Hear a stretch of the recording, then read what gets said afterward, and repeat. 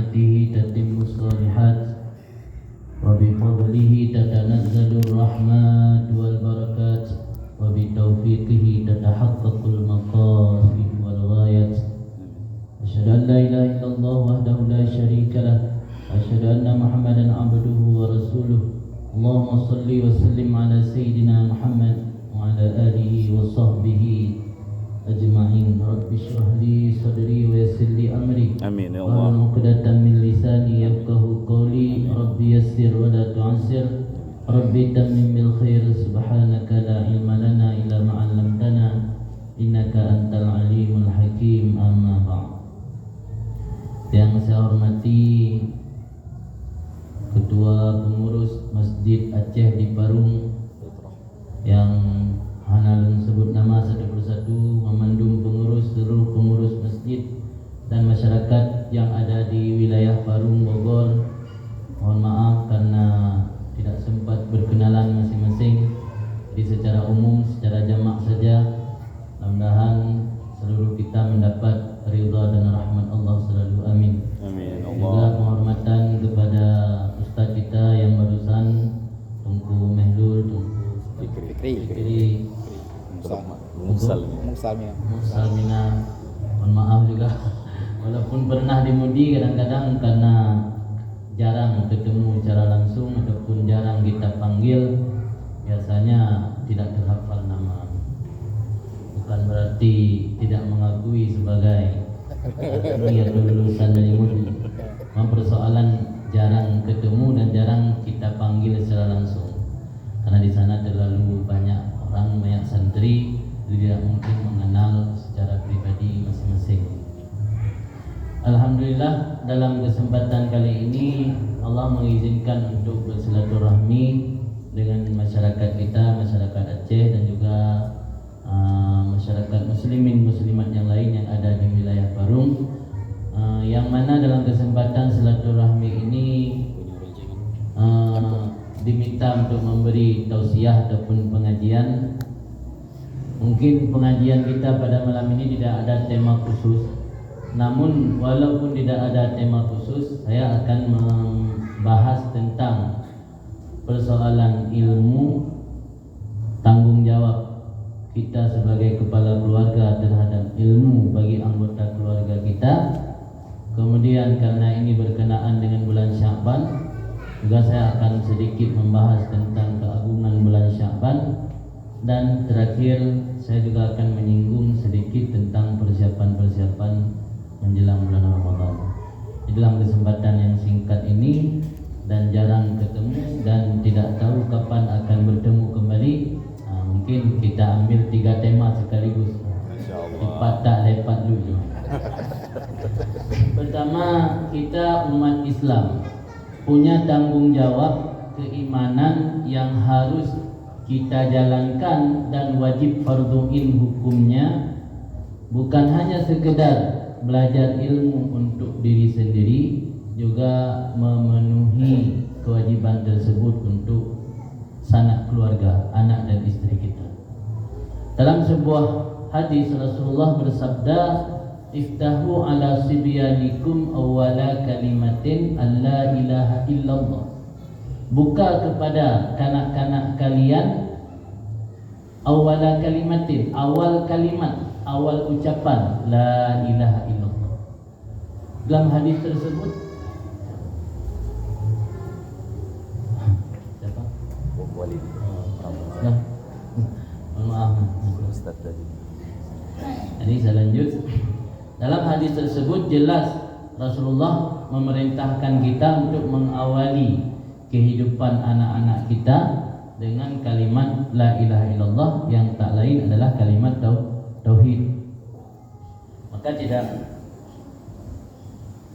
heran kalau di kampung halaman ataupun di tempat-tempat kita dahulu sering ketika meninabobokkan anak ataupun cucu, sering dininabobokkan dengan kalimat tauhid, dengan ucapan la ilaha illallah. Ternyata adalah perintah agama. Jadi meninabobokkan dengan kalimat tauhid la ilaha illallah itu bukan hanya sekedar kebetulan atau tradisi kita, tapi itu adalah perintah agama. Agama memerintahkan kita mengawali kehidupan anak. Kapan kehidupan berawal? Ketika mereka masuk usia tamyiz, usia 6 atau 7 tahun.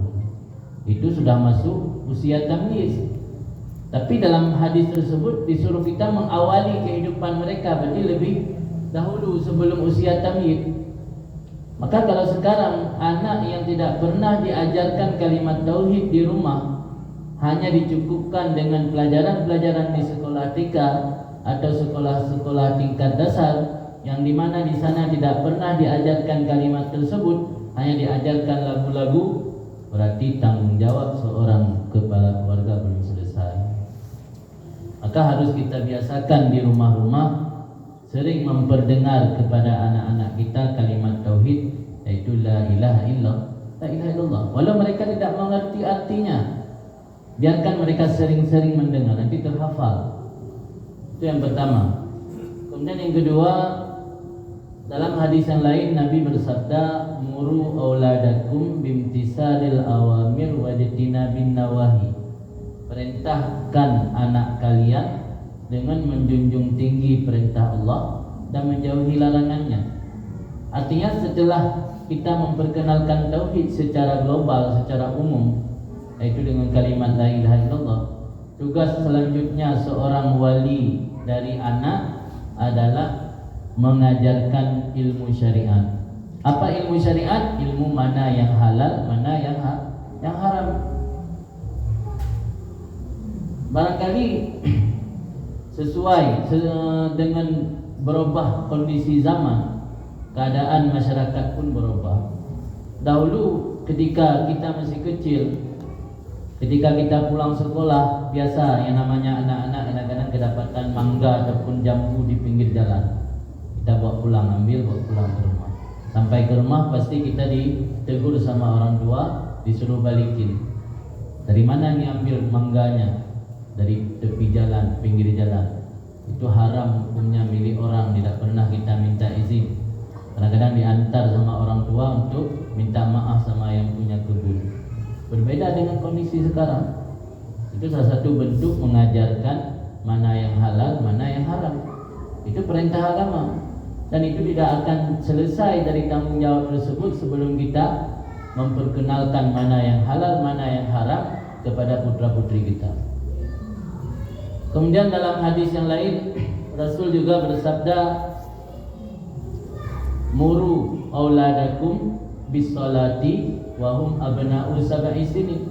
Perintah anak kalian dengan mengerjakan salat ketika mereka umur 7 tahun. Wadribuhu 'alaiha wahum abna'u ashrin. Hukumi mereka bila tidak salat ketika mereka berumur 10 tahun. Wa farriquhum fil madaji. Pisahkan mereka yang laki-laki dengan perempuan ketika di tempat tidur. Ini salah satu bentuk mengajarkan tentang ilmu agama. Jadi perintah agama bukan hanya mengajarkan salat, memperkenalkan mana halal mana haram, juga perintah agama.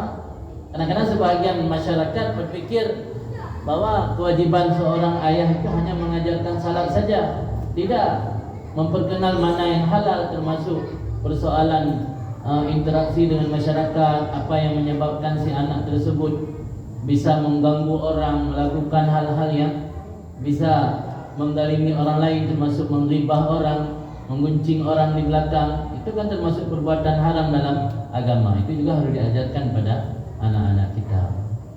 Dalam ayat Allah berfirman, ku anfusakum wa ahlikum nara. Jadi yang diperintah di situ adalah jaga diri kita, kemudian jaga keluarga kita. Bukan diperintahkan di situ menjaga orang lain, bukan komunitas kita atau bangsa kita. Sekarang banyak orang ketika masih memiliki kesehatan yang prima, memiliki kekuatan yang lumayan sehat, memiliki kekuatan pengaruh di mana-mana, punya cita-cita yang besar, ingin merubah bangsa. Tapi ketika mereka gagal, mereka turunkan cita-cita mereka ingin merubah negeri, merubah kampung halaman. Di Aceh banyak tokoh-tokoh Aceh yang sudah jadi tokoh-tokoh nasional ketika sudah tua, sudah menjelang usia berakhir baru pulang ke kampung halaman ingin memajukan Aceh. Dulu kemana? Dulu sewaktu masih muda ingin memajukan dunia, ingin dunia dikuasai, tapi ternyata gagal. Orang yang gagal ingin menguasai dunia, mereka akan menurunkan targetnya, ingin memajukan bangsa. Ketika bangsanya juga gagal, mereka akan menurunkan targetnya, ingin memajukan kampung halaman. Ketika kampung halaman juga gagal dia majukan, dia bangun, ketika dia sudah terbujur kaku di pembaringan, baru dia punya niat ingin memperbaiki keluarganya. Tapi untuk apa? Ketika tidak mampu lagi. Kenapa tidak dari awal kita punya target memperbaiki keluarga? Ibnul Munkadir, salah seorang ulama, menyebutkan innallah la yuslih bisalahil abdi waladahu. Allah akan memperbaiki dengan sebab kebaikan seseorang anak-anaknya. Ingin dapat anak yang saleh, ingin dapat anak yang baik, perbaiki diri dulu. Baru kemudian mereka mencontohi kita. Kadang-kadang kita ketika punya kemampuan, punya kekuatan, punya ilmu, ala kadar, target kita memperbaiki orang, bukan memperbaiki diri sendiri dan keluarga. Padahal Nabi dalam riwayat yang lain juga bersabda, ibda' binafsika summa biman ta'udu. Apa artinya ibda' binafsika? Binafsik, awali dengan diri kamu. Summa biman ta'udu, kemudian dengan orang yang kamu tanggungi nafkah. Siapa yang kita tanggungi nafkah? Itu anak dan istri. Perbaiki diri dulu, baru memperbaiki orang yang kita tanggung nafkah, itu keluarga. Bukan memperbaiki orang lain. Jadi orang lain itu belakangan. Kalau setiap kepala keluarga punya prinsip, punya cita-cita memperbaiki keluarga masing-masing, dia akan jadi satu lingkungan yang seluruh kepala keluarga yang tinggal di lingkungan tersebut punya cita-cita yang sama. Akhirnya terbangunlah satu lingkungan yang bersyariat, satu lingkungan yang agami, satu lingkungan yang sesuai dengan apa yang diinginkan oleh baginda Rasulullah SAW. Dari satu lingkungan jadi satu, apa di sini disebut, RW atau RT. Jadi satu RW atau RT jadi satu lurah, satu desa, satu kecamatan, baru menjadi satu kecamatan, satu kabupaten yang bersyariat. Sekarang kita lihat salah satu penyebab gagalnya syariat Islam di Aceh karena tidak berawal dari rumah.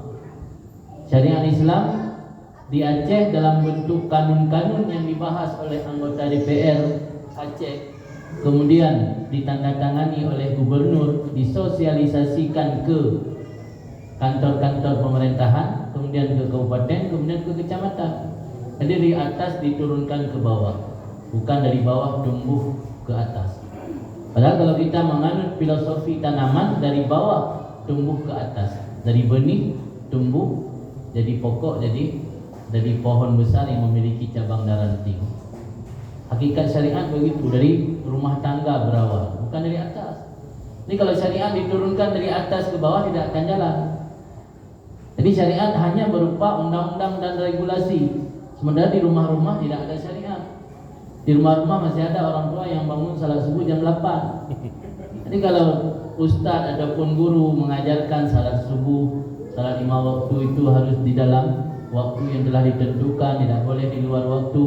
Ketika anak-anak pulang ke rumah melihat orang tuanya sendiri jam 8 belum bangun, bagaimana ini pikiran anak-anak?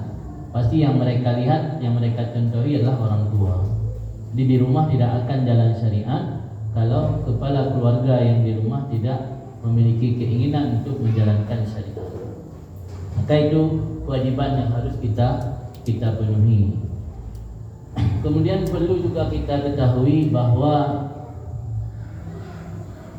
salah satu kewajiban dampak daripada kelalaian seorang kepala keluarga mengabaikan keluarga sendiri adalah bisa berakibat kepada durhakanya seorang ayah kepada anak. Durhaka ayah kepada anak ini satu bahasa yang jarang kita dengar, karena kita hanya sering mendengar durhaka anak kepada orang tua. Padahal berlaku hukum kebalikan. Ada juga durhaka orang tua kepada anak.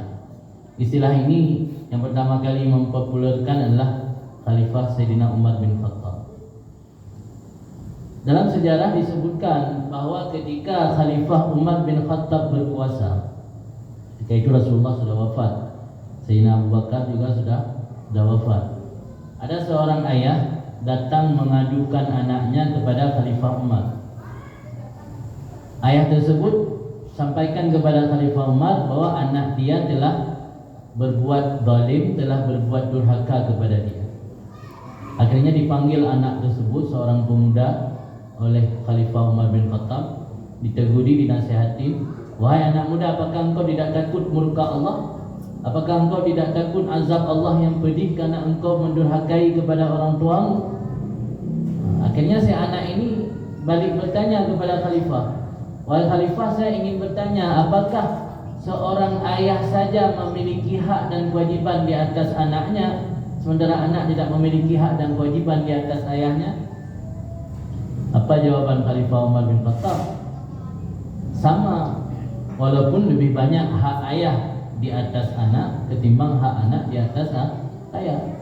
Anak memiliki hak dan kewajiban di atas ayah 3 disebutkan. Dalam satu riwayat ditambah satu lagi 4.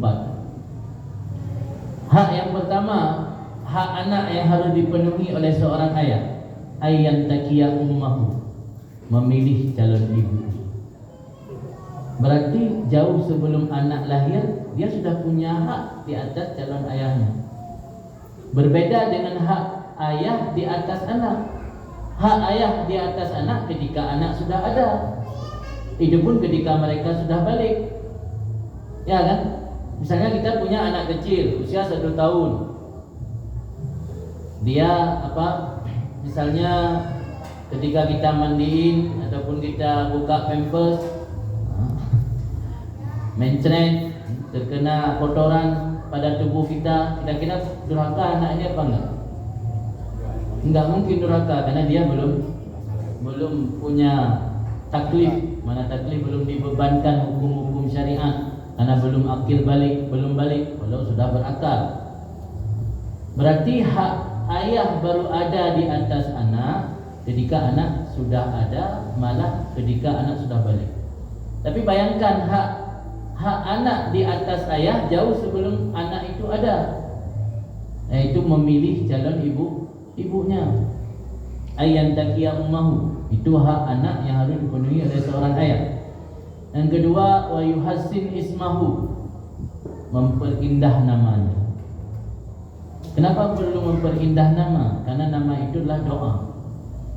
Kalau dalam bahasa Arab disebut tafa'ul. Tafa'ul itu sempena. Nama itu bisa menjadi doa.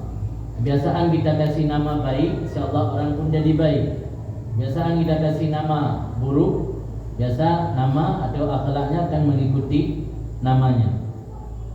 Kemudian yang ketiga, wa yu'allimuhul kitab, mengajarkan kitab, maksud kitab itu Al-Quran. Ada dalam riwayat lain ditambahkan, yaitu menikahkan anak ketika sudah usia nikah. Jadi 4 hak anak yang harus dipenuhi oleh orang tua.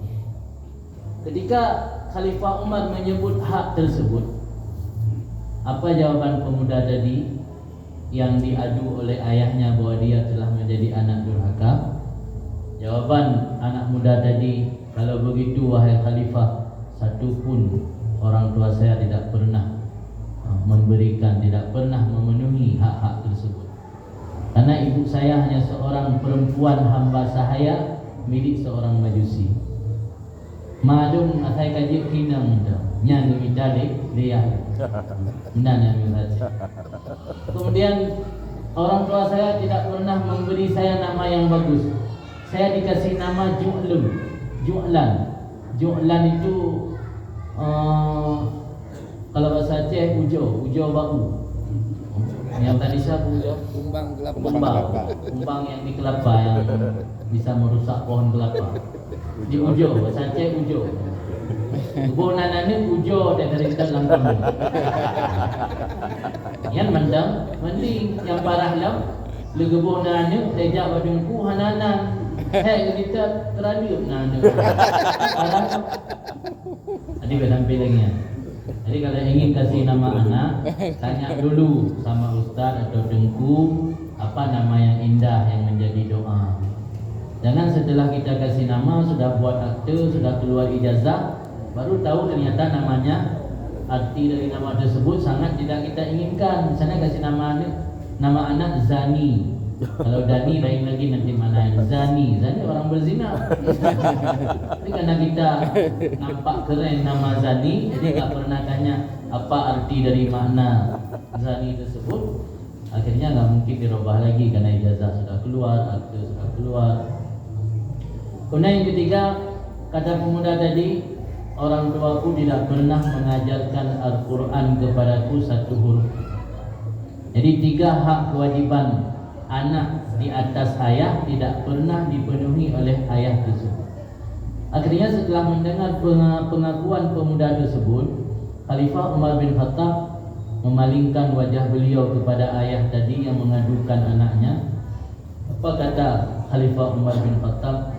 Laqad aqaqta qabla ayyuqqa wa laqad asaqta ilaihi qabla ayyusi'a ilaika.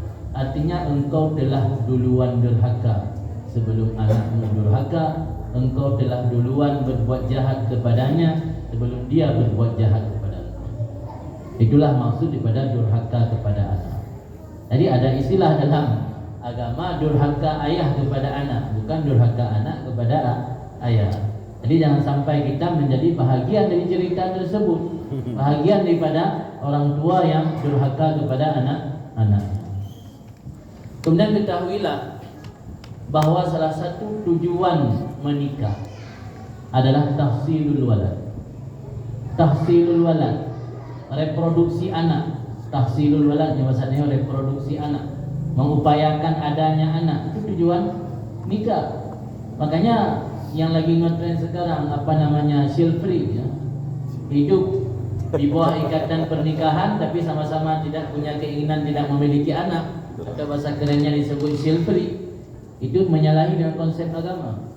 Karena salah satu tujuan konsep agama adalah tahsilul walad. Kenapa tahsilul walad menjadi konsep salah satu tujuan inti menikah? Karena dalam sebuah hadis Nabi berpesan tanakahu tanasad, menikahlah dan kalian punya anak. Fa ini mubahin bikum, fa ini mubahin bikasratikum, karena aku akan berbangga-bangga dengan banyak kalian. Kata Nabi. Ini Nabi berbangga dengan umat-umat yang lain dengan sebab banyak umat beliau.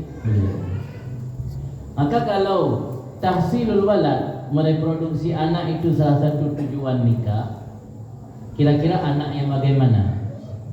Tentu saja anak yang baik, yang menjadi kebanggaan Rasulullah.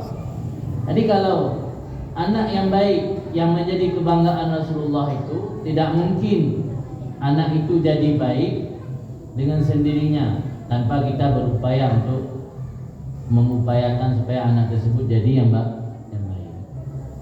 Karena salah satu yang mempengaruhi anak jadi baik adalah lingkungan dan orang tuanya.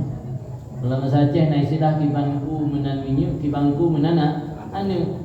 Jadi anak akan mencontohi orang tua. Maka innallaha la yuslih bisalahil abdi waladahu. Allah akan memberi kesalehan seorang anak dengan sebab kesalehan seseorang tersebut. Jadi ingin dapat anak yang saleh, salehkan diri kita sendiri. Itu yang perlu diingatkan. Maka kewajiban seorang kepala keluarga, tanggung jawab yang besar di samping belajar ilmu agama untuk diri sendiri, juga untuk mengajarkan anak dan istri. Ini adalah perlu kita ingatkan kembali. Apalagi kita hidup di kota besar, kadang-kadang ini sering terabaikan. Jadi, persoalan misalnya kita datang ke sini cari rezeki, cari uang, itu tidak dilarang dalam agama selama kita tidak melakukan transaksi-transaksi yang haram. Tapi jangan sampai niat mencari uang mengabaikan kewajiban untuk mendidik keluarga. Karena mendidik keluarga itu salah satu penyebab Allah datangkan keberkahan. Banyak kadang-kadang sebahagian orang kita mengadu, kami sudah sekian tahun berjualan tapi tidak ada keberkahan. Rezeki ada, keuntungan ada tapi uang tidak tinggal. Kadang-kadang rezeki ada tapi sering termanfaatkan pada tempat yang tidak ada manfaat di akhirat. Inilah salah satu bentuk tidak ada keberkahan. Ketahuilah salah satu keberkahan yaitu mengajarkan agama kepada anak. Dalilnya Nabi SAW pernah berkata kepada sahabat beliau yang bernama Abu Hurairah. Apa kata Nabi? Ya Aba Hurairah, mur ahlaka bis salah fa inna Allah ya'tika bi rizqi min haitsu la tahtasib. Wahai Abu Hurairah, perintah keluarga kamu melaksanakan salat, Allah akan mendatangkan rezeki kepada kamu pada tempat yang tidak kamu sangka-sangka. Artinya memerintahkan ibadat agama kepada keluarga adalah penyebab keberkahan rezeki, penyebab mudahnya rezeki. Inilah yang kadang-kadang kita sering mengabaikan. Hana pernah ada perintah anu sembahyang, naik sembahyang, naik puasa, hana mau tahu. Gaduh demi tapeng tapi ada satu penyebab hilangnya kemudahan rezeki, kita tinggalkan. Sebab rezeki yang paling utama sebenarnya adalah ridha Rabbil Alamin.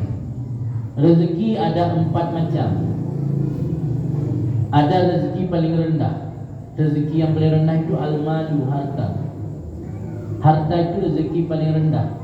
Tapi walau paling rendah, orang kadang-kadang bermusuhan karena harta. Orang kadang-kadang putus silaturahmi karena harta. Orang kadang-kadang mengabaikan kewajiban-kewajiban karena harta. Kemudian di atas harta disebut afiah. Apa itu afiah? Afiah itu keselamatan, kesejahteraan. Karena banyak harta tapi tidak selamat, banyak harta tapi tidak punya kesejahteraan, kan tidak berarti harta tersebut. Orang punya harta banyak tapi tidak memiliki kesejahteraan dan ketenangan. Maka rezeki yang paling tinggi daripada harta adalah afiat. Kemudian di atasnya lagi disebut abnaus salahul abna, kesalehan anak. Allah berikan kita kesejahteraan, Allah berikan kita kebahagiaan, Allah jauhkan kita daripada bala dan musibah, Allah berikan kita harta yang berlimpah ruah. Tapi Allah berikan anak yang masa cekungang, anak yang tidak mau taat, tidak memiliki budi pekerti. Punya anak dulu kayak dulu ni mana? Nah, ane kru kayak kru ane bate. Kira-kira kita memiliki kebahagiaan dalam hidup. Harta banyak, rumah mewah, mobil sampai apapun merek ada. Tapi anak yang kita miliki satu pun tidak memiliki budi pekerti, tidak memiliki akhlak, tidak mengenal siapa orang tuanya. Maka ulama Syekh Mutawalli Asy-Sya'rawi menempatkan salahul abna di posisi ketiga. Dia paling rendah harta, di atasnya afiat, di atasnya salahul abna, kesalehan anak. Kemudian yang paling tinggi dan yang paling sempurna rezeki adalah ridha'u Rabbil Alamin, mendapat ridha Tuhan sekalian alam. Karena Allah memberi harta, memberi anak yang baik, tapi Allah tidak ridha kepada kita, itu tidak akan berarti semua. Sama persis seperti kita datang ke rumah kawan. Kebetulan kawan kita sudah sukses, datang ke rumah kawan, dia beri tempat tinggal, dia kasih kamar yang memiliki AC, punya kamar mandi, kemudian dia kasih kunci rumah, dia kasih mobil. Selama kita tinggal di tempat tersebut, tapi yang punya rumah jangankan ngomong sama kita, senyum pun tidak. Kira-kira kita senang tidak menerimanya? Tidak. Maka dalam doa, siapa duluan kita minta surga dengan minta ridha? Duluan minta ridha. Allahumma inna nas'aluka ridhaka, baru wal jannah, bukan duluan jannah. Jadi untuk apa jannah kalau yang punya jannah tidak ridha kepada kita? Maka rezeki yang paling tinggi adalah ridha'u Rabbil Alamin, ridha Tuhan sekalian alam. Kemudian rezeki juga ada disebut rezeki hissi dan rezeki maknawi. Maksudnya rezeki hissi, rezeki yang bisa dilihat, diraba. Ada rezeki maknawi tidak bisa dilihat, tidak bisa diraba, seperti ilmu, seperti iman, Islam. Itu kan nikmat juga disebut, nikmat iman, nikmat Islam. Ilmu yang Allah berikan kepada kita juga bahagian dari rezeki. Dia tidak bisa diraba, tidak bisa dilihat. Jadi ketika Allah memberi ilmu, dia Allah memberi rezeki. Mana yang diberi rezeki maknawi. Ada juga disebut rezeki itu adalah kesempatan untuk berbuat baik. Maka dalam sebuah hadis Nabi sering menyebutkan bahawa ada dua nikmat yang banyak sekali manusia merugi. Pertama nikmat sihat, yang kedua nikmat firak. Maksud firak ada kesempatan untuk berbuat baik, untuk beramal. Kita diberi kesehatan oleh Allah, kemudian kita tidak ada kesibukan-kesibukan yang mengikat. Masjid dekat, majlis taklim ada paling kurang seminggu sekali, tapi kita tidak punya kesempatan untuk hadir. Tapi kalau diberi kesempatan oleh Allah untuk hadir, itu adalah salah satu bentuk rezeki. Karena ulama beranggapan, malah bukan hanya pandangan ulama, dalam hadis juga disebutkan bahawa salah satu Allah berpaling kepada hamba, Allah akan menyibukkan hamba tersebut dengan hal-hal yang tidak bermanfaat kepadanya. Min alamati i'radillah ay yuslilahu bima la ya'lam. Termasuk tanda i'rad. Maksud i'rad Allah berpaling. Pengertian Allah berpaling tidak memberikan rahmat kepada hamba. Itu Allah sibukkan kita dengan hal-hal yang menyibukkan kita. Asai ka malam Jumat cik halangan, hai malam-malam bu cik halangan. Ya, hati-hati bila kita sering seperti itu. Coba kita bermuhasabah, introspeksi diri, bermunajah kepada Allah. Apakah selama ini kita sudah dijauhkan daripada rahmat Allah? Kenapa ketika ada kesempatan-kesempatan untuk beramal kita selalu absen? Kenapa ketika ada kesempatan-kesempatan waktu-waktu utama selalu kita tidak punya kesempatan untuk mengerjakan amal saleh? Karena ketika Allah menjauhkan kita daripada hal-hal yang bermanfaat kepada akhirat, itu salah satu tanda Allah menjauhkan kita daripada rahmat-Nya. Itu harus hati-hati. Misalnya kita buat analogi atau perbandingan.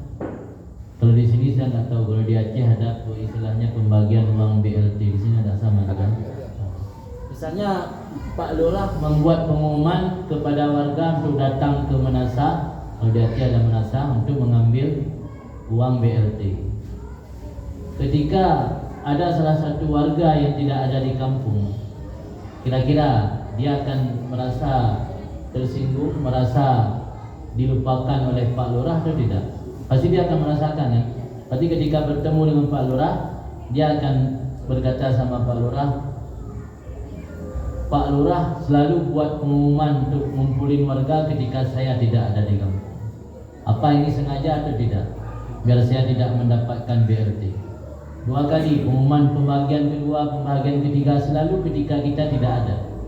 Ketika Allah memberikan curahan rahmat yang luar biasa di bulan-bulan, di malam-malam yang penuh ganjaran pahala yang berlimpah seperti malam Jumat, di bulan Rajab, di bulan Syaban dan bulan Ramadan, tapi kita selalu absen. Inilah tanda kita sedang dijauhkan daripada rahmat Allah. Kita perlu introspeksi. Ada pengajian, kita sering tidak hadir. Ketahuilah salah satu motivasi untuk hadir pengajian. Pertama, orang yang hadir pengajian itulah didoakan malaikat. Kita kadang-kadang doa sendiri belum tentu dimakbulkan oleh Allah. Tapi kalau yang mendoakan itu malaikat, malaikat adalah makhluk maksum, makhluk Allah yang terpelihara daripada dosa-dosa. InsyaAllah Allah akan mengistijabahkan. Kemudian hadir majlis ilmu memiliki ganjaran pahala yang berlipat ganda jauh lebih besar. Kita sadar diri tidak mampu beramal sebanyak-banyak mungkin. Kadang-kadang salat fardu saja malas luar biasa. Kita undur-undur waktu sering kali. Apalagi mengerjakan salat sunat sampai 100 rakaat sampai 1000 rakaat. Tapi hadir majlis ilmu, ada riwayat yang mengatakan sampai 1000 sama seperti beribadat 1000 rakaat salat sunat. Kalau mau salat sunat 1000 rakaat belum tentu ada waktu. Kalaupun kita mau ada kesanggupan belum tentu ada waktu. Tapi dengan hadir majlis ilmu 1 jam 2 jam, Allah berikan ganjaran pahala yang berlipat ganda. Maka salah satu motivasi kita hadir majlis ilmu, di samping untuk memenuhi kewajiban-kewajiban kita, barangkali ada ilmu yang belum kita ketahui. Yang kedua adalah untuk mencari kesempatan, mencari luang untuk memperbanyak amal. Karena tidak sanggup kita memperbanyak amal dengan beribadat secara khusus salat sunat, tapi dengan mencari ilmu, belajar, datang ke majelis ilmu, kita akan mendapatkan pahala yang berlipat ganda. Itu salah satu motivasi. Terus kalau memang keberkahan mencari ilmu itu luar biasa, lantas kenapa juga manusia malas belajar ilmu? Karena bertentangan dengan program iblis. Program utama iblis menjauhkan anak Adam daripada ilmu. Kenapa? Karena ilmu nur, cahaya. Ketika orang tidak memiliki cahaya, dia akan tersesat dalam kegelapan. Kita tahu yang mana kotoran, yang mana lubang, yang mana batu biar tidak tersandung karena ada cahaya. Yang mati lampu tidak, tak ada awet. Mati lampu, kadang-kadang ada lorong, ada awet pada kongan. Kita ilmu, kita rangkep. Dengan adanya ilmu kita, dengan adanya cahaya kita tahu mana yang benar, mana yang salah. Jadi syaitan ketika manusia tidak memiliki cahaya, syaitan akan lebih gampang mengajak, menggoda manusia tersebut kepada jalan yang disukai syaitan. Karena kita tidak memiliki cahaya pada diri kita sendiri. Inilah program utama iblis, menjauhkan manusia daripada ilmu agama. Tapi irun neo, ya dominan kelebihan ilmu. Kenapa juga orang malas beramal, malas belajar ilmu? Karena ternyata program iblis. Iblis ingin memperbanyak teman-teman ke neraka, maka dia selalu berupaya tanpa bosan-bosan menjauhkan manusia daripada ilmu. Dan yang terakhir yang menyangkut dengan masalah ilmu, ketahuilah kita sekarang hidup di zaman fitnah. Zaman fitnah sudah digambarkan oleh baginda Rasul 14 abad yang lalu. Dalam sebuah hadis riwayat Abi Umamah, apa kata Rasulullah? Satakunu fitanon yusbihur rajul mu'minan wa yumsi kafir. Akan terjadi fitnah, kata Rasul. Apa makna fitnah? Fitnah itu bukan ngomong orang di belakang. Kan fitnah lagi ikut Naji Umar sampai numpang dulu kan. Al fitnah tu asyadu minal kalam. Fitnah dulu. Makna fitnah banyak arti. Ada makna fitnah dosa, ada makna fitnah ujian, ada makna fitnah hal-hal yang bisa mendatangkan murka Allah, bisa mendatangkan azab Allah, bisa mendatangkan amarah Allah. Itu disebut fitnah. Ini zaman fitnah. Apa maksud zaman fitnah? Zaman lebih banyak hal-hal yang bisa mendatangkan murka Allah. Karena banyak orang yang jahat ketimbang orang baik. Jadi zaman fitnah. Rasulullah menepegang dalam hadis tersebut, satakunu fitan, akan terjadi fitnah, yusbihur rajul mu'minan wa yumsi kafiran. Orang ketika pagi masih beriman, sore hari sudah jadi kafir. Artinya jarak antara sore dan pagi, waktu yang sangat dekat, orang bisa menggadaikan iman, orang bisa berubah agama, bisa berubah keimanan. Tapi kita tidak usah pesimis, karena Rasulullah mengecualikan illa man ahyahullah bil ilm, kecuali orang yang Allah hidupkan dengan ilmu. Ternyata ilmu adalah benteng untuk membentengi kita daripada fitnah. Maka dengan rajin hadir majlis ilmu, insyaAllah kita akan terselamatkan daripada fitnah. Kemudian yang kedua, poin yang kedua, kita sekarang berada di bulan Sya'ban. Ada beberapa peristiwa penting di bulan Sya'ban yang umat Islam perlu mengetahui. Pertama, bulan Sya'ban, dalam satu riwayat Nabi menyampaikan bahwa bulan Sya'ban lah Sya'ban syahri, bulanku, kata Rasul. Rajab syahrullah, bulan Allah. Sya'ban syahri, Ramadan syahru ummati, bulan umatku. Kenapa Rasulullah menyebutkan bahwa Sya'ban adalah syahri, bulanku? Ada beberapa peristiwa penting yang terjadi di bulan Sya'ban. Peristiwa penting pertama, bulan Sya'ban lah bulan tahwilul kiblat. Allah memalingkan kiblat. Sebelumnya umat Islam ketika salat menghadap ke Baitul Maqdis di Palestin, Allah alihkan menghadap ke Ka'bah yang ada di Masjidil Haram Makkah. Kenapa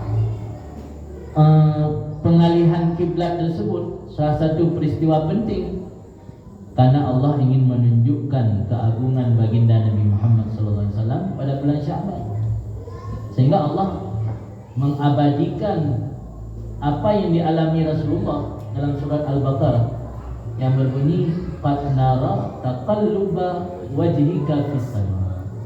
Jadi Nabi Muhammad ketika beliau hijrah ke Madinah, di Madinah ada komunitas masyarakat Yahudi. Kalau di Makkah tidak ada, banyak kaum Quraisy, kaum jahiliyah. Di Madinah ada komunitas masyarakat Yahudi. Masyarakat Yahudi kiblat mereka adalah Baitul Maqdis. Jadi ketika Nabi Muhammad membawa ajaran baru, mereka sering, kalau bahasa sekarang, membuli Nabi kita. Apa juga katanya Muhammad membawa agama yang menyelisihi agama kami, tapi ibadahnya kok masih hadap ke tempat suci kami. Akhirnya karena Nabi sering dibuli, Nabi merasa kurang enak, merasa kurang nyaman. Akhirnya beliau selalu menengadah, melihat ke arah langit, berharap malaikat Jibril turun membawa kabar gembira. Di keseringan Nabi menengadah ke arah langit mengharap malaikat Jibril membawa kabar gembira bahwa kiblat dialihkan, karena Nabi ingin kiblat umat Islam adalah Makkah, Ka'bah. Ini diabadikan dalam Al-Quran yang artinya qad nara taqallubaka wajhika fis sama. Kami telah melihat taqalluba wajhika, taqallub bolak-balik. Nabi sering bolak-balik melihat ke atas. Taqallub wajhika fis sama. Falanuwalliyannaka qiblatan tardaha. Maka sekarang akan kami alihkan kepada engkau wahai Muhammad kiblat yang membuat engkau senang, membuat engkau bahagia, senang. Fawalli wajhaka syatral masjidil haram. Nah, itu terjadi di bulan Sya'ban. Yang pertama. Yang kedua, peristiwa penting terjadi di bulan Sya'ban, yaitu Allah turunkan ayat innallaha wa malaikatahu yusalluna 'alan nabi. Allah dan para malaikat bersalawat kepada Nabi. Ya ayyuhalladzina amanu sallu alaihi wa sallimu taslima. Tapi ibadat yang lain meskipun hukumnya wajib, tidak pernah Allah mengadakan Allah dan malaikat bersalat, maka salatlah kalian. Allah dan malaikat berpuasa, maka puasalah kalian. Allah dan malaikat berzakat, maka zakatlah kalian. Allah dan malaikat berhaji, maka hajilah kalian. Tapi salah satu keistimewaan salawat, sebelum Allah memerintahkan kita bersalawat, Allah mengadakan innallaha wa malaikatahu yusalluna 'alan nabi. Baru kemudian diperintahkan untuk orang beriman, ya ayyuhalladzina amanu sallu alaihi wa sallimu taslima. Meskipun bentuk salawat Allah dan para malaikat berbeda. Kalau kita mengucapkan Allahumma shalli ala sayyidina Muhammad wa ala alihi washabi. Kalau malaikat, kalau Allah makna bersalawat memberi rahmat, bukan mengucapkan Allahumma shalli wa sallim, bukan. Jadi salah satu keistimewaan Nabi kita diperintah langsung oleh Allah kepada umatnya untuk bersalawat kepada beliau. Ini juga diturunkan di bulan Sya'ban. Maka Sya'ban disebut dengan syahri, bulanku kata Nabi, karena bulan di mana Allah mengangkat derajat Nabi. Kemudian di bulan Sya'ban juga terjadi bulan Raf'ul A'mal. Makna Raf'ul A'mal artinya bulan dilapor amalan manusia. Maka dalam hadis-hadis yang banyak sekali riwayatnya, sahabat Usamah bin Zaid juga sering menanyakan kepada Rasul, aku melihat engkau wahai Rasul berpuasa di bulan Sya'ban. Kenapa engkau berpuasa di bulan Sya'ban? Apa jawaban Rasul? Karena bulan ini adalah bulan di mana manusia banyak sekali lalai. Bulan antara Rajab dan Ramadan, yaitu Sya'ban. Maka aku berpuasa di bulan Sya'ban, karena bulan Sya'ban bulan dilapor amalan manusia. Aku senang dan suka ketika dilapor amalanku aku sedang melaksanakan ibadat puasa. Jadi intinya bulan Sya'ban ini adalah bulan untuk Raf'ul Amal. Apakah laporan amal itu hanya di bulan Sya'ban? Tidak. Karena laporan amal manusia ada laporan amal harian.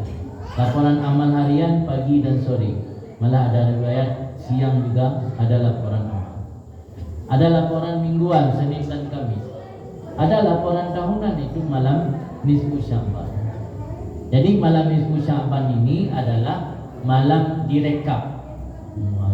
Rekapitulasi bina amalan dalam setahun, dalam satu tahun itu direkap kembali, dilaporkan pada malam nisfu Sya'ban. Apa Allah tidak tahu kalau tidak dilapor? Tahu pasti. Cuman itulah bentuk daripada tarbiyah untuk Allah mengajarkan kita supaya kita membuat catatan-catatan dari setiap amal yang kita kerjakan agar kita bisa memperhitungkan mana yang rugi, mana yang laba. Apa lebih banyak rugi, apa lebih banyak lah, lebih banyak. Itu salah satu hikmah. Itulah salah satu bentuk peristiwa yang terjadi di bulan Sya'ban. Kemudian dalam bulan Sya'ban juga ada salah satu malam, yaitu malam nisfu Sya'ban, yang menurut perhitungan kalau di Indonesia jatuh pada malam Rabu. Kenapa malam Rabu bukan malam Selasa? Karena bulan Rajab kemarin tidak nampak hilal. Ketika hilal tidak nampak, Rajab diistikmalkan 30, bukan 29. Ketika Rajab diistikmalkan 30, otomatis awal Sya'ban bergeser. Di Saudi atau di sebahagian negara Timur Tengah, di tempat mereka nampak hilal, maka mereka lebih duluan masuk Sya'ban. Maka di sana malam nisfu Sya'ban jatuh malam Selasa. Kalau di tempat kita di Asia Tenggara jatuh malam Rabu. InsyaAllah adat kebiasaan kita menghidupkan malam tersebut, karena menurut satu riwayat ada 5 malam yang diistijabahkan doa. Pertama malam Jumat, kedua malam Hari Raya Fitri, ketiga malam Hari Raya Adha, keempat malam 1 Rajab, khusus malam 1, kelima malam nisfu Sya'ban. Itu 5 malam yang luar biasa. Malam tersebut diijabahkan doa, dan barang siapa yang menghidupkan malam tersebut, Allah akan menghidupkan hati kita ketika hati orang-orang lain dalam keadaan mati. Sekurang-kurang menghidupkan malam, jamaah maghrib, jamaah isya, berniat bangun subuh untuk berjamaah subuh. Itu sekurang-kurang menghidupkan malam. Jadi bukan makna menghidup malam harus berkadang sampai subuh. Sekurang-kurang. Yang malam lain yang biasa isya firo, usahakan malamnya berjamaah. Yang malam lain biasa subuh firo cetok rumah, malamnya usahakan berjamaah. Yang sudah ada sekurang-kurang menghidupkan malam. Baca Yasin itu tradisi, memang tidak ada dalam hadis. Dalam hadis tidak ada perintah untuk membaca Yasin khusus malam nisfu Sya'ban. Itu hanya amalan salafus saleh. Kalau kita kerjakan bagaimana berdosa? Tidak berdosa, karena ada dalil umum yang memerintahkan kita untuk baca Yasin. Sehingga ada satu hadis yang berbunyi, Yasin suratun la tuqra fi hajatin illa addaha Allah. Yasinlah satu surat yang tidak dibaca pada satu-satu hajat kecuali Allah akan menunaikan hajat tersebut. Jadi kita baca Yasin malam nisfu Sya'ban atas nama kita yakin malam itu malam mustajabah doa. Kita berharap dengan membaca Yasin menjadi asbab untuk Allah kabulkan hajat kita. Tapi kita tidak punya keyakinan bahwa agama mensyariatkan kita untuk baca Yasin 3 kali pada malam nisfu Sya'ban. Begitulah kira-kira sikap kita terhadap amaliyah malam nisfu Sya'ban. Kalau meyakini itu disyariatkan tidak boleh. Itu bukan hanya orang Wahabi. Dalam kitab-kitab ulama sunnah juga dilarang meyakini bahwa itu disyariatkan.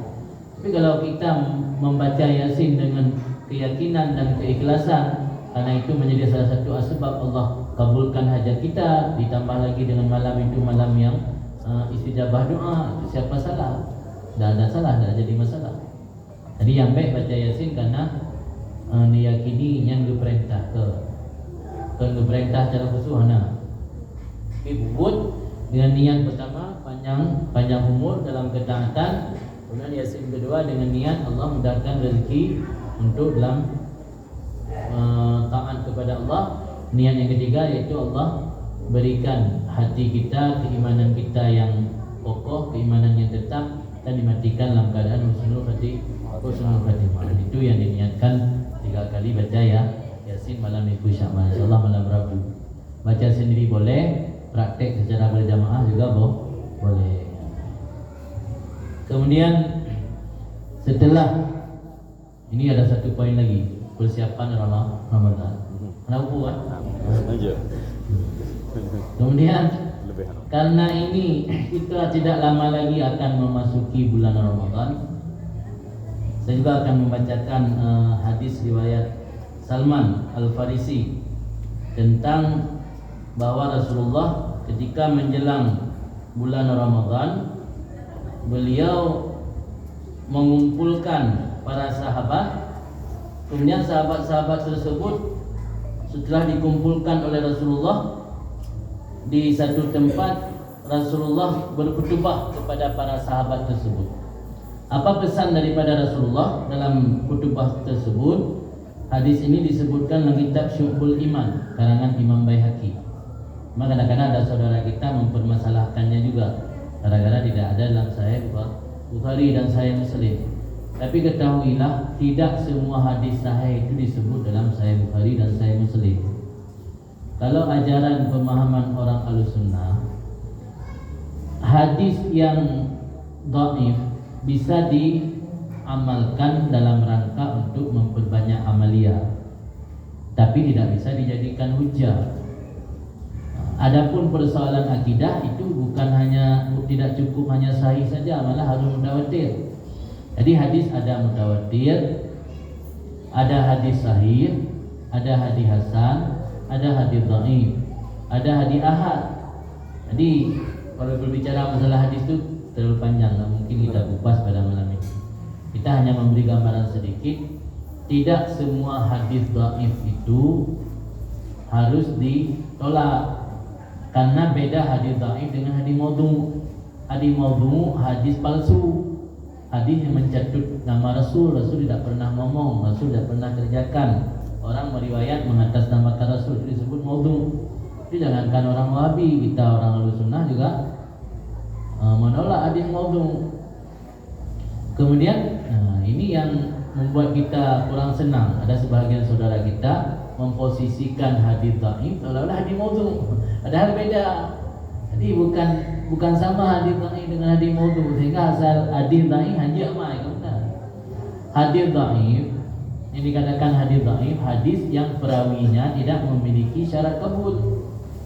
Misalnya salah satu yang mempengaruhi syarat diterima hadis, gara-gara si perawi atau salah satu dari perawi hadis tersebut memiliki sifat banyak lupa. Ini bisa memberi dampak hadis yang beliau riwayat dhaif.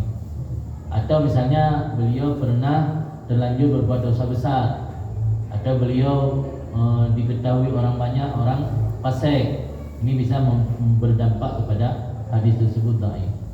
Seandainya Allah tidak memberi ilham kepada ulama semisalnya Imam Bukhari, Imam Muslim, imam-imam yang lain untuk menulis buku hadis, seandainya hadis ini masih diriwayat dari mulut ke mulut, mungkin semua hadis Rasulullah sudah dhaif. Karena yang riwayat orang-orang yang tidak bertanggung jawab. Jadi hadis dhaif, misalnya dalam realita kehidupan, kan ada kita sudah meyakini seseorang itu jujur, tapi dia nggak pernah salah, kan? Malah lebih banyak orang yang jujur itu nggak pernah salah. Kira-kira misalnya dalam satu cerita ada satu orang membawa kabar kepada kita bahwa terjadi tabrakan kereta api, yang sampaikan berita tersebut orang tidak pernah salah. Kira-kira kita tolak apa yang dia sampaikan atau kita terima? Pasti kita akan melihat dia sering berbohong atau tidak. Kalau dia orang yang jujur, kita akan percaya walaupun dia tidak pernah salah. Tapi hadis Nabi ini berbeda dengan orang meriwayatkan kejadian di luar persoalan omongan Rasulullah. Karena yang diriwayatkan adalah omongan Rasulullah, maka sampai orang yang meriwayatkan tersebut detailnya harus diperiksa. Sampai kebiasaan dia sering lupa, sejauh mana ketelitian dia dalam meriwayatkan tek-teknya. Itu sampai segitu diperiksa dalam ketelitian seorang perawi hadis. Ketika dia tidak memiliki ketelitian yang detail, bisa tertolak hadis tersebut. Tapi bukan berarti hadis palsu. yang dia riwayat benar adanya, cuman karena dia tidak memiliki ketelitian atau dia sering lupa, bisa berdampak kepada hadisnya lemah. Jadi hadis lemah tersebut bukan berarti tidak boleh diamal. Malah Imam Ahmad bin Hanbal ada satu statement beliau atau ungkapan beliau, aku lebih suka hadis dhaif ketimbang pandangan sendiri, ketimbang hasil pemikiran sendiri, lebih suka hadis dhaif. Karena hadis dhaif itu omongan Nabi, cuman jadi dhaif gara-gara perawinya. Tapi kalau ra'i, pandangan sendiri itu bukan dari Rasulullah, pandangan pribadi. Jadi ketimbang berpendapat atas dasar pandangan sendiri, Imam Ahmad bin Hanbal lebih suka menyampaikan hadis dhaif. Jadi apa kata Nabi dalam hadis riwayat Salman Al-Farisi tersebut? Kata Salman Al-Farisi, Rasulullah pernah berkhutbah kepada kami pada akhir hari daripada bulan Sya'ban. Maka apa disampaikan oleh Rasul? Ya ayyuhan nas, qad adhallakum syahrun azim, syahrun mubarak, syahrun fihi unzilal Qur'an. Wahai orang-orang beriman, qad adhallakum, sungguh telah dibayang-bayangi akan kalian. Kadih bayang yang baca, kadih bayang gerak truk. Ada yang enak datuk kadih bayang. Di mata jamun di barcode dia, barcode dia gerak kato. Dia orang Aceh punya banyak istilah untuk menyampaikan sesuatu yang sudah hampir terjadi. Ada istilah si barcode, ada istilahnya kadih bayang. Di Rasulullah juga menyampaikan hal yang sama. Qad adhallakum, hai orang-orang yang beriman, sungguh telah nampak bayang terhadap kalian syahrul azim, bulan yang agung, syahrul mubarak, bulan yang diberkahi, syahrul unzila fihil Qur'an, bulan yang diturunkan dalam bulan tersebut Al-Quran. Kemudian syahrun fihi lailatun khairun min alfi syahr, bulan yang dalam bulan tersebut ada malam yang lebih baik daripada seribu bulan. Ja'alallah siyamahu faridah, Allah menjadikan puasa pada bulan tersebut hukumnya wajib. Puasa bulan Ramadan wajib, bukan sunnah. Wa qiyama lailihi tatawuan, dan beribadat di waktu malam sunnah. Ini salah satu bentuk rahmat Allah. Gupu wajib puasa urah, gupu sunnah ibadat malam. Coba dibayangkan puasa urah wajib, sembahyang tarawih wajib. Berat kan? Berat. Nanti Allah dikalan rahmat Allah luar biasa. Allah hanya mewajibkan puasa di siang hari, tapi tidak mewajibkan salat tarawih di waktu malam. Inilah ketika kita melihat hubungan dengan salah satu hadis Nabi. Nabi dalam sejarah kan salat tarawih 3 malam. Ada riwayat malam 21, 23, 25. Ada riwayat malam 23, 25, 27. Malam keempat Nabi tidak keluar. Ketika subuh, para sahabat telah berkumpul. Mereka semua menunggu keluarnya Rasulullah untuk melaksanakan ibadat tarawih. Apa jawaban Rasul? Khasyitu an tufradha alaikum.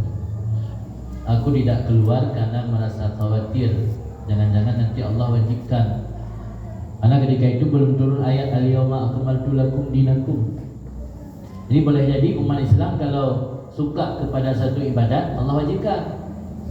Jadi Rasul memiliki rahmat yang luar biasa untuk umatnya. Kalau diberi pilihan oleh Allah apa ibadat ini wajib dan sunat, pasti beliau akan memilih sunat. Kecuali ibadat yang tidak ada diberi pilihan, seperti salat 5 waktu, mana pilihan.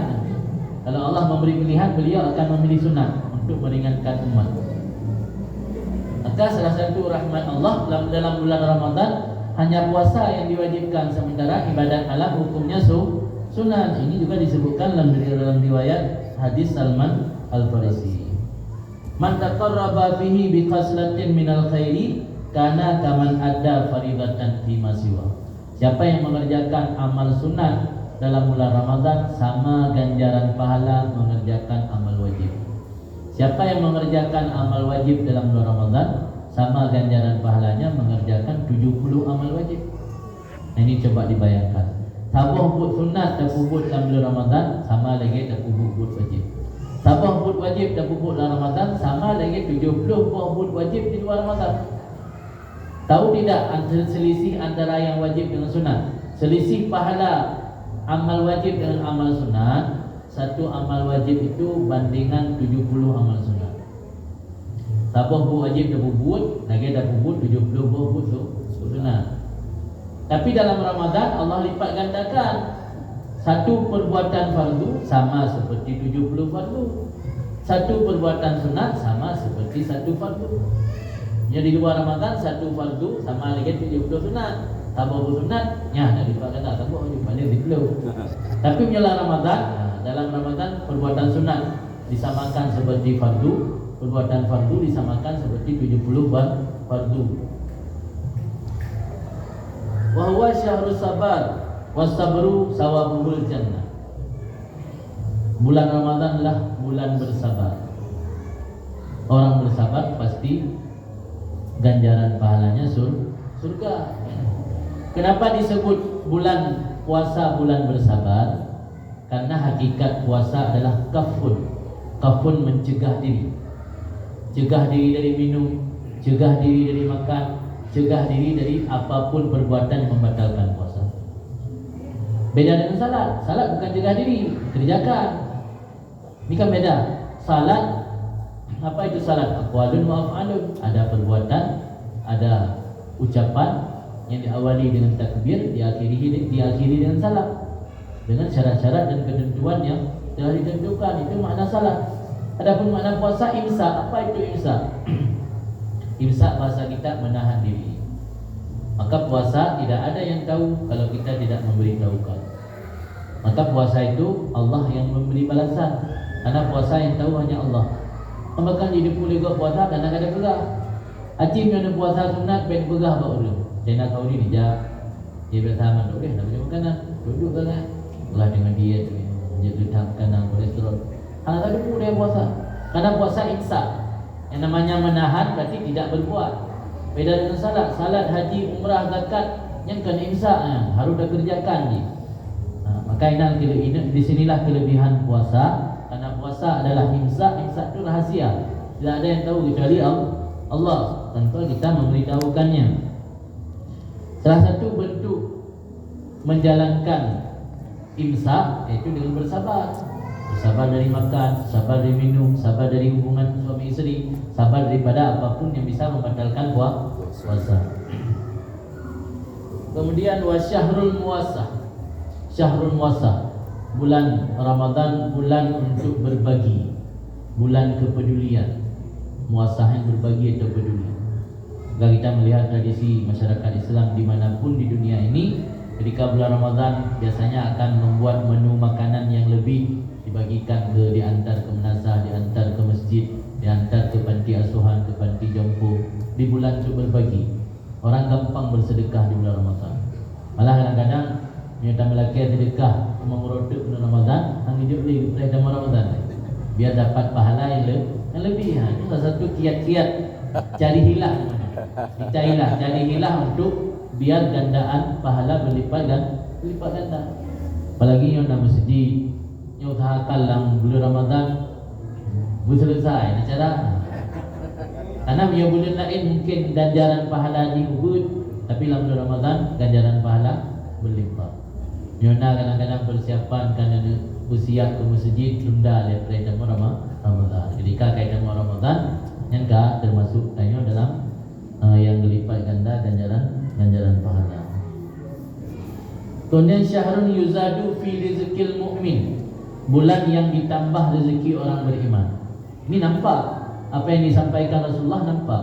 Bulan Ramadan biasa orang dapat untung 2 kali lipat. Ya kan?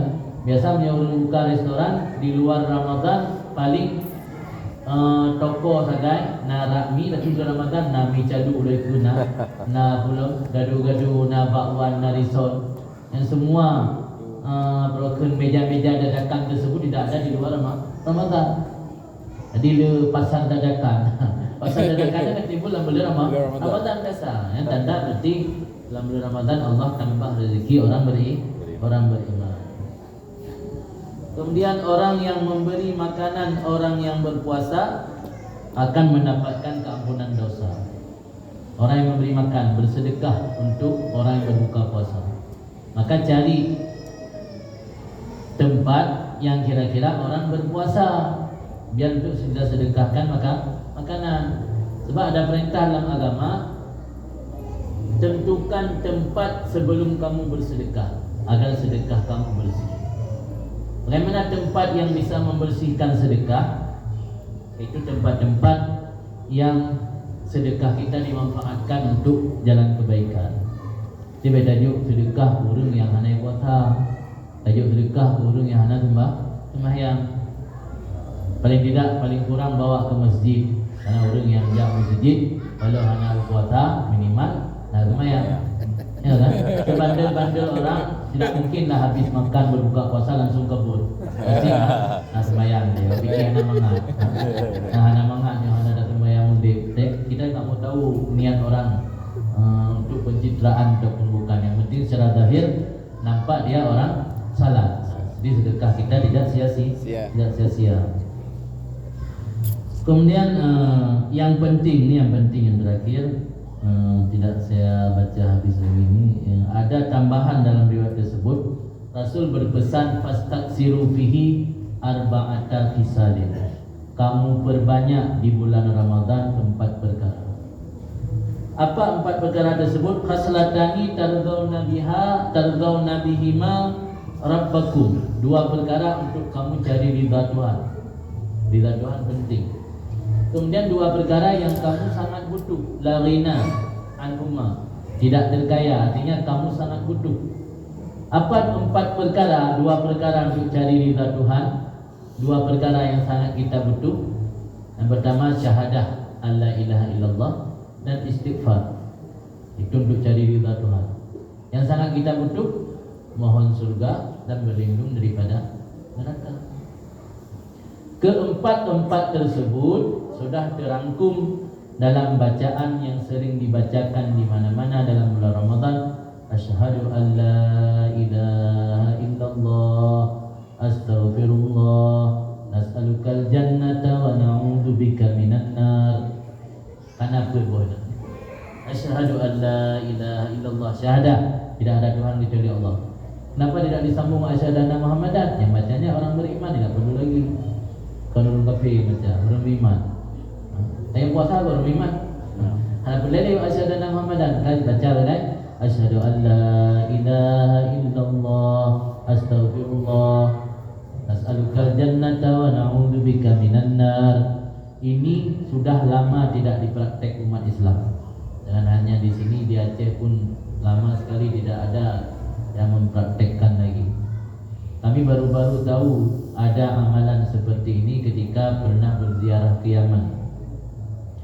Ternyata belakangan pulang dari Yaman, kita dapati dalam kitab juga disebutkan di sana di Yaman itu jadi satu amalan yang dipraktekkan sebelum waktu berbuka. Karena ada dalam hadis, inna lisaim inda fitrihi da'watun mustajabah. Orang berpuasa itu ketika berbuka ada doa yang diistijabah Allah, saat-saat mustajabah doa. Maka mereka melakukan kebiasaan baik ini, berkumpul 10 atau 15 menit sebelum waktu berbuka. Duduk berkumpul seluruh ahli keluarga, baca doa tersebut, diulang-ulang sampai maghrib. Ini coba kita praktek puasa sekarang, biar kita memiliki kualitas yang lebih baik ibadat puasa daripada tahun-tahun sebelumnya. Kalau biasanya menjelang beduk, menjelang maghrib masih berkeliaran di luar, menjelang beduk masih sibuk dengan media sosial, menjelang maghrib masih sibuk dengan cari bahan untuk berbuka puasa. Coba sekarang kita luangkan waktu 10 menit minimal sebelum waktu beduk, sebelum waktu maghrib, duduk seluruh anggota keluarga baca doa. Pertama ada empat aspek dalam doa tersebut. Pertama syahadah, yang kedua istighfar, yang ketiga memohon surga, yang keempat berlindung daripada neraka. Itu asyhadu an la ilaha illallah, astaghfirullah, nas'alukal jannata wa na'udzubika minan nar. Kemudian ditambah lagi Allahumma innaka afuwun tuhibbul afwa fa'fu anni. Kalau ramai-ramai fa'fu anna. Kalau sendiri fa'fu anni. Kenapa hanya doa itu yang dikhususkan? Karena itu doa yang diajarkan, dianjurkan ketika seseorang mendapatkan Lailatul Qadar, dianjurkan memohon afiah, kemaafan. Karena idanya punya menumpuk Lailatul Qadar, tak hanya depu meleke. Tapi dalam agama hanya disuruh kita memohon satu, kemaafan Allah. Karena kalau Allah sudah memberi maaf kepada hamba, yang lain itu ikut sendiri. Ya lah. Ya pun lelaki, ya Allah diberi ilmu kaya, ya Allah murka saya. Ya Allah beri saya kehidupan yang baik, ya Allah beri saya jabatan yang tinggi, tapi Allah murka kepada kita. Maka kalau kita mendapatkan Lailatul Qadar, yang dianjurkan ulama dalam kitab-kitab, minta kemaafan Allah. Enggak usah minta yang lain. Maka baca Allahumma inni as'alukal afwa fa'fu anni. Dan Allahumma inna nas'alukal afwa fa'fu anni. Maka diulang-ulang apa tadi? Kita ulang sekarang, baca 3 kali. Asyhadu an la ilaha illallah, astaghfirullah, nas'alukal jannata wa na'udzubika minan nar. Asyhadu an la ilaha illallah, astaghfirullah, nas'alukal jannata wa na'udzubika minan nar. Asyhadu an la ilaha illallah, astaghfirullah, nas'alukal jannata wa na'udzubika minan nar. Allahumma innaka 'afuwun tuhibbul 'afwa fa'fu anni. Allahumma innaka 'afuwun tuhibbul 'afwa fa'fu anni. Allahumma innaka 'afuwun tuhibbul 'afwa fa'fu anni ya karim. Ni kalau engkau berdoa dalam maghrib ulang dah pasal asyhadu an la ilaha illallah. Nah, diulang-ulang dulu sampai azan maghrib. Itu coba kita praktekkan karena ini ada dalam riwayat. Nah, ini bukan doa yang hanya di hasil kreasi ulama lah. Ini doa yang ada dalam riwayat Nabi yang ajarkan. Ini salah satu amal sunnah yang sudah banyak orang tidak mengamalkannya. Dicoba dalam bulan Ramadan kali ini kita praktekkan kembali. Mudah-mudahan Allah akan memberi keberkahan.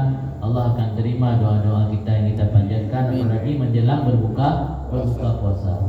Kalau di Hadramut di Yaman itu bukan hanya menjelang berbuka, habis makan sahur dibaca itu juga, habis salat subuh dibaca itu juga. Selalu dalam setiap salat 5 waktu dibaca asyhadu an la ilaha illallah, astaghfirullah, nas'alukal jannata wa na'udzubika minan nar. Habis selesai salat 5 waktu. Itu selalu dibaca diulang-ulang. Malah di masjid kalau yang ada mengadakan buka puasa bersama itu dibaca secara berjamaah, secara ramai-ramai. Kita lihat masjid-masjid di sana berdengung tu suaranya menjelang maghrib, sibuk dengan membaca wirid dan zikir-zikir tersebut. Coba kita praktekkan. Nanti kami bagi PDF, ada yang sudah kita tulis di PDF. Juga ada doa-doa sesudah berbuka puasa. Ada juga doa yang dibaca ketika menjelang salat tarawih, biar Allah berikan kekuatan kita agar mampu melaksanakan salat tarawih. InsyaAllah dengan memperbaiki diri sebelum Ramadan, InsyaAllah kita akan menyongsong Ramadan dalam keadaan baik. Tuba liman aslaha nafsah qabla Ramadan. Kata ulama, alangkah berbahagia orang yang memperbaiki dirinya sebelum Ramadan tiba. Mudah-mudahan ini saja yang bisa saya sampaikan. Selanjutnya kita masuki dalam sesi tanya jawab. Silakan Tuanku bertanya apakah yang berkenaan tentang materi tadi atau materi-materi yang lain. Jangan tanya persoalan politik.